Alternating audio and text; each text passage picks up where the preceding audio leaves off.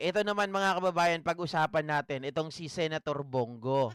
Dahil nga, mga kababayan, itong si Bongo, hindi maalis-alis sa top 12. Talagang nanggigigil ako dito eh. Gigil mo ako, Bongo. Magaling talaga yung PR mo. Magaling mga kababayan, yung humahawak kay Bongo. Biruin mo yung malasakit center na gawa nilang may malasakit. Etong si Bongo. Naku po, mga kababayan, kaya ngayon, akala mo, etong si Bongo ay parang santo-santuhan. Akala mo walang bahid. Oh. Pero eto, huli ka balbon, Bongo. Isa ka palang malaking sinungaling. Bakit, GP?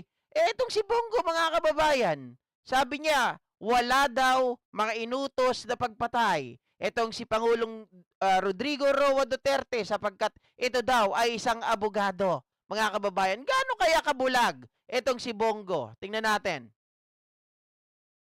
Ulitin ko lang, Bongo, ito ka ba?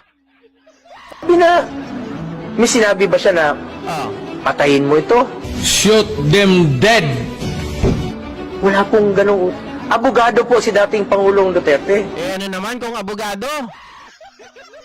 Pag abogado, alam daw niya ginagawa niya. Oo naman, tama dapat. Dapat alam mo ang ginagawa mo, alam mo ang limitasyon mo. 'Di ba? Pero si Duterte na nagsabi, mga ka-GP natin, siya ay nagtatanim ng ebidensya. He built an intrigue. Oh. Dati po siyang prosecutor. Okay. Hindi siya nagbibigay po ng instruction na illegal. Oh, hindi daw naman pala eh. Sinungaling kayo. Bakit ba kasi kinakalaban niyo si Digong? Si Digong mabait, 'di ba? Sabi ni Bongo. Mabait daw. Hindi daw nag-uutos ng mali. Wala daw inuutos ng pagpatay. Wala daw sinungaling kayo. Oh. Kaya may order release niya sa shoot to kill eh. Wala akong pakialam dyan sa human rights mga I don't give a shit kung anong gusto nilang sabihin. So wala siyang inutusan na patayin mo ito. Wala po siyang inutusan ganon. Sa pagkarinig ko, wala po. Alam niya, Ay, sa pagkarinig ko, wala po. Patay tayo dito, Bongo. Bongo, teka lang. Walang sinabi si Digong, hindi mo narinig? Sa pagkakarinig mo, nasan ka nung araw na to? Di ba kasama mo lagi si Digong? Tapos, bakit hindi ka nanonood ng social media? Aba, nanggaling ata sa nuno sa punso to. Mga kababayan. po anong legal. I will not hesitate my soldiers to shoot you. 2016, pinangako niya, sabi niya, susugpuin ko ang illegal na droga. Pero wala siyang sinabi na patayin mo ito, patayin mo yan. Wala Oo, mga kababayan. Grabe na talaga himod puwet. siyang sinabing ganon. Shoot them dead. Gusto lang natin yung totoo. Gusto kong malaman yung totoo lamang po. The truth. Katotohanan lang. Shoot them dead. Hoy, ayan o, Leo Damayo. Both straight PDP labang ka pa rin. Kahit na pinagsisinungalingan na kayo ng mga PDP laban nyo. Dapat dito PDP atras. Di ba? Sinungaling. Leo Damayo, gusto mo sinungaling? Shoot them dead. Oh.